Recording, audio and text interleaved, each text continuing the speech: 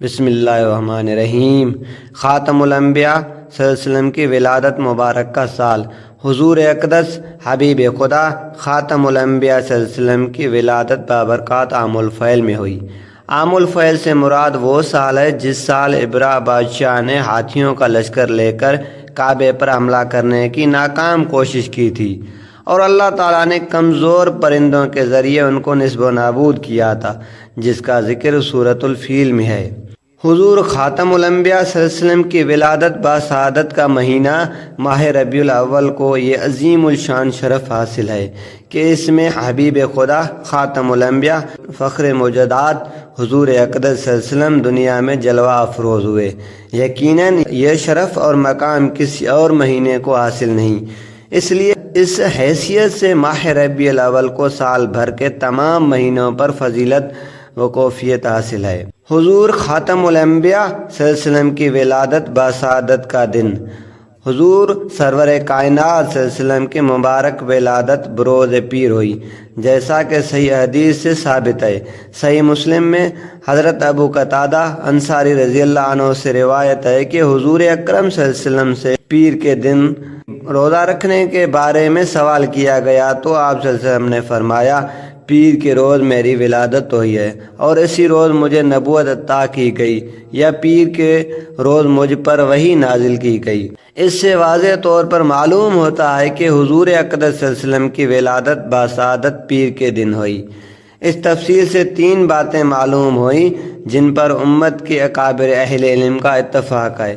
Number 1، حضور خاتم الانبیاء صلی اللہ علیہ وسلم کی ولادت باسعادت عام الفیل میں ہوئی۔ نمبر 2، حضور خاتم الانبیاء صلی اللہ علیہ وسلم کی ولادت باسعادت ماہ ربیع الاول میں ہوئی۔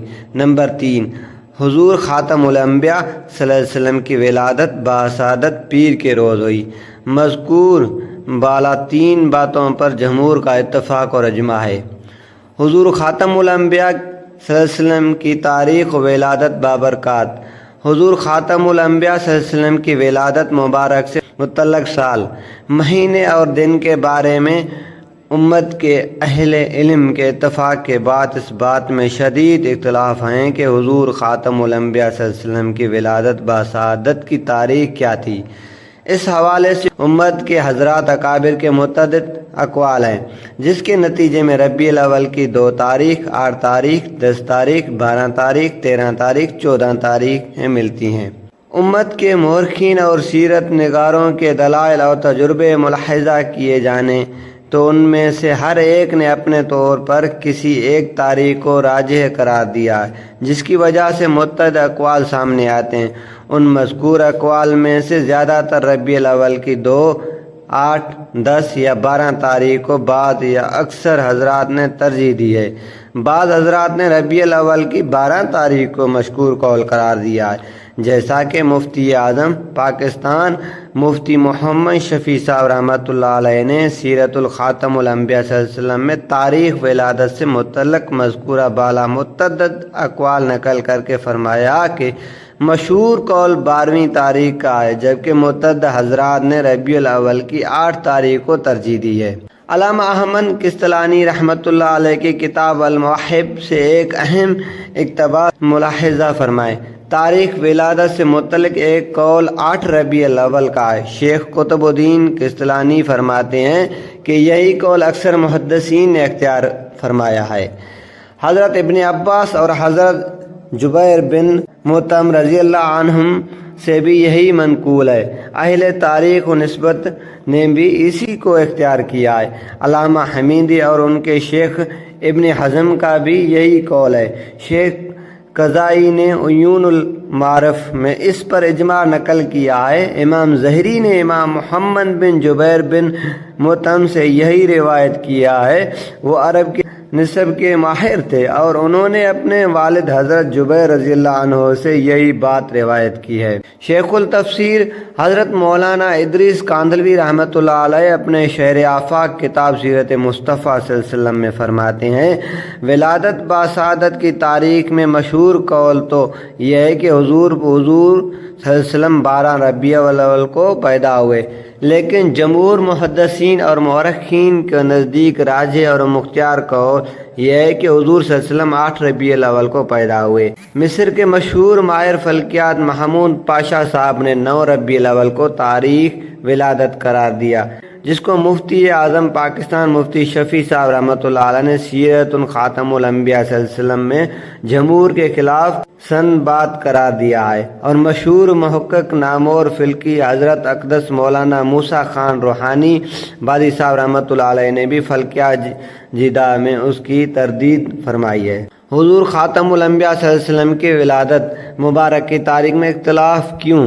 یہاں یہ شبہ پیدا ہو سکتا ہے کہ جب حضور خاتم الانبیاء صلی اللہ علیہ وسلم کی ذات بابرکات اس قدر عظیم الشان ہستی ہے کہ اللہ تعالیٰ کے بعد آپ ہی کا مرتبہ ہے، بعد از خدا بزرگ توئی کسا مختصر۔ اسی طرح حضرات صحابہ کرام جو کہ حضور اقدس صلی اللہ علیہ وسلم کے جانسار تھے، اور حضور اقدس صلی اللہ علیہ وسلم کی ہر ایک ادا انہوں نے محفوظ فرمائی، تو پھر تاریخ ولادت کی درست تعین کیوں نہیں ہو سکی؟ تو اس شعبے کے متعدد جوابات دیے گئے ہیں کہ جن میں سے ایک درست جواب یہ بھی ہے کہ اس اختلاف کی وجہ یہ ہے کہ حضور خاتم الانبیاء صلی اللہ علیہ وسلم کی ولادت مبارک کی تاریخ سے متعلق امت کا کوئی شرعی حکم وابستہ نہیں تھا، اس لیے مجانب اللہ اس کی حفاظت کا اہتمام نہیں کیا گیا۔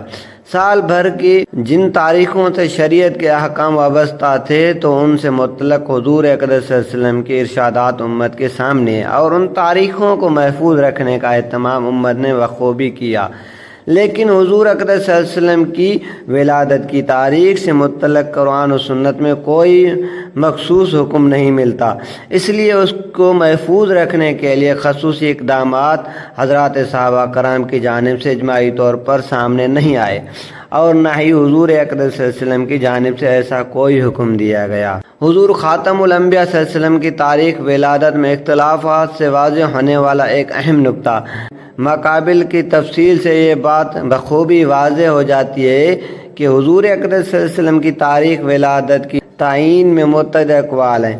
یہ اختلاف خود اس طرف اشارہ کر رہا ہے کہ حضور اقدس صلی اللہ علیہ وسلم کی تاریخ ولادت سے متعلق نہ تو حضور اقدس صلی اللہ علیہ وسلم نے کوئی حکم یا فضیلت بیان فرمائی، نہ ہی حضرات صحابہ کرام میں اس حوالے سے کسی خاص عمل یا جشن وغیرہ کا اہتمام تھا، اور نہ ہی حضرات تابعین تبع تابعین میں کوئی، کیوں نہ اگر اس تاریخ سے متعلق حضور اقدس صلی اللہ علیہ وسلم حضرات صحابہ تبع تابعین میں کوئی مخصوص عمل یا اہتمام یا جشن وغیرہ راج ہوتا تو امت میں اس تاریخ ولادت سے متعلق اس قدر اختلافات نہ ہوتا۔ ہر مسلمان کے لیے بہت بڑا سبق ہے۔